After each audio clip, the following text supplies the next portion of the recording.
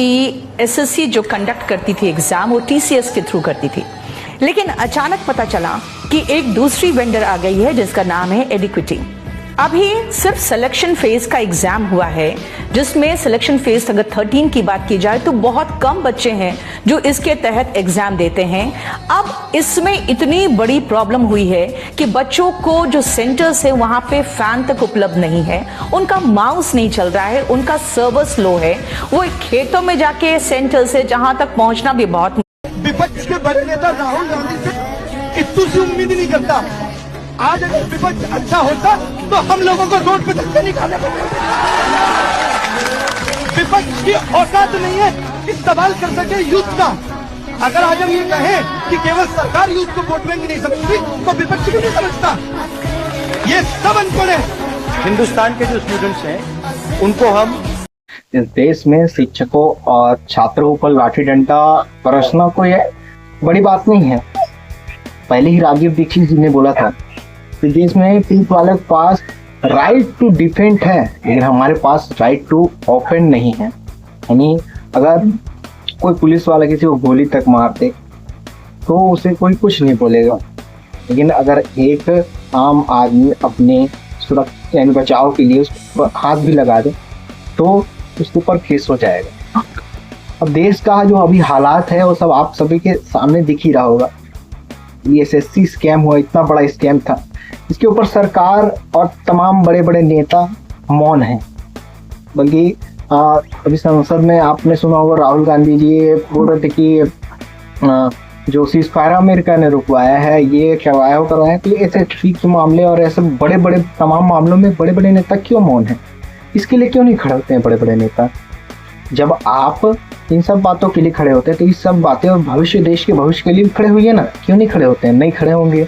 और देखिए कोई भी नेता या बड़े बड़े नेता इस पे कुछ नहीं बोलेंगे। तो नेता क्या, जो हमारे मीडिया चैनल्स है, बहुत सारे बड़े बड़े मीडिया चैनल, उस पर क्या चल रहा है कि बाबा ने ये बोला, वो बाबा ने ये बोला, उसके ऊपर डिबेट चला रहे हैं। अमेरिका ये कर रहा है, टैरिफ लगा रहा है, भारत अब उसको ये जवाब देगा, वो जवाब देगा। अरे पहले अपने देश में जो इतने बड़े बड़े स्कैम हो रहा है उसके बारे में तो बताओ, देश की जनता को बताओ किस तरह सरकारी अफसर बड़े बड़े शिक्षकों और इतने सारे शिक्षकों के साथ कैसा व्यवहार कर रहे हैं, सवाल के बदले डंडे खा रहे हैं। और अब देश भर में अब जागरूकता फैलेगा, क्योंकि हमारे देश में ऐसा ही होता है, जब तक कोई बड़ा कांड नहीं हो जाता ना तब तक लोगों का दिमाग नहीं खुलता है। इतने बड़े सारे स्कैम पेपर लीक होते रहे, लेकिन उसको सब हल्के में ले रहे थे। अब बड़े बड़े शिक्षक जाके प्रदर्शन कर रहे हैं, जवाब मांग रहे हैं, तो सरकार के पास कोई जवाब तो है नहीं, क्योंकि घूसखोर जो सरकार और घूसखोर जो व्यवस्था है वो इसका जवाब तो दे नहीं सकती। तो क्या करेगी? लाठी डंडे तो बरसाएगी। अब तमाम टीचर और भारत के तमाम जो स्टूडेंट्स हैं अब बड़े पैमाने पे आंदोलन करेंगे। अब देखिए इसका नतीजा क्या होता है, आपके सब तो सामने ही है। ये बड़े बड़े न्यूज चैनल के बारे में नहीं दिखाएंगे आपको, ऐसे छोटे मोटे यूट्यूबर्स और हम जैसे लोग ही आपको बता पाएंगे कि क्या हो रहा है ये सब मामले में। तो जैसे प्रोटेस्ट करने गए बड़े बड़े शिक्षक, नीतू मैम हो गई और बहुत सारे जो टीचर थे, लाठी डंडे उनके किसी के हाथ टूटे, किसी वैसे उनके साथ इतना बुरा व्यवहार किया गया। क्या था, क्या सवाल था उनका सवाल था कि ये जो एसएससी के पेपर में है इस तरह के सवाल कैसे लाया गया। जो छात्रों के एडमिट कार्ड है उसमें कोई और जगह है और वो पोर्टल में आप कोई और जगह दिखा रहे हैं। जब छात्र हाउस पहुंच रहे हैं आप बोल रहे हैं कि आपका कोई और स्थान है। अब कैसे उतना दूर ट्रेवल करेंगे? और क्या जो आप बनाए हैं जहाँ पर एग्ज़ाम देना है, गौशाला में आप एग्ज़ाम दिलवा रहे हैं छात्रों से। तो ये तमाम चीज़ें जब सरकारी अफसर तो उनका कोई जवाब नहीं, सरकारी अफसर बोल रहे हैं उनको कि आप वर्दी पहन के देखिए तब आपको पता चलेगा। सर ने बोला कि हाँ मैंने वर्दी पहन के कब को उतार दिया, तो हम ना मार दे इस तरह के। तो सरकारी अफसर उनका जवाब था उनके लिए।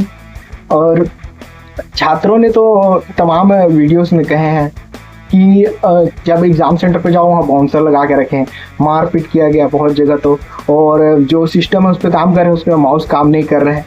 लेकिन तमाम छात्रों के बातों को सुनने के बावजूद भी सरकार मौन है। इस तरह की व्यवस्था पे हम क्या कह सकते हैं? ये आज जो है यानी उजागर हुआ है, यानी अभी सोशल मीडिया का टाइम है इसलिए इतना पहुंच भी जा रहा है लोगों तक की बात की ये सब हो रहा है। लेकिन जब ये सोशल मीडिया का टाइम नहीं था उस समय सोचिए कि किस तरह की हालत होता था और किस तरह की व्यवस्था इस तरह का काम कर रहा है। कुछ लोगों ने तो इसके ऊपर अभी यानी कुछ कभी आएगा टिप्पणी कि नहीं ऐसा कुछ नहीं है, ये सब तो ऐसे ही है और ये भी दब के रह जाएगा मेरे हिसाब से। तो लेकिन हम उन तमाम शिक्षकों, तमाम छात्रों के सपोर्ट में हैं और सरकार से ये सवाल हमारा भी है कि ये एसएससी स्कैम, पेपर लीक जैसे मामले क्यों होते हैं बार बार और इसके लिए सरकार क्या कर रही है। कमेंट करके बताइए कि एसएससी अभ्यर्थियों और एसएससी प्रोटेस्ट में आप सभी साथ हैं कि नहीं। नमस्कार।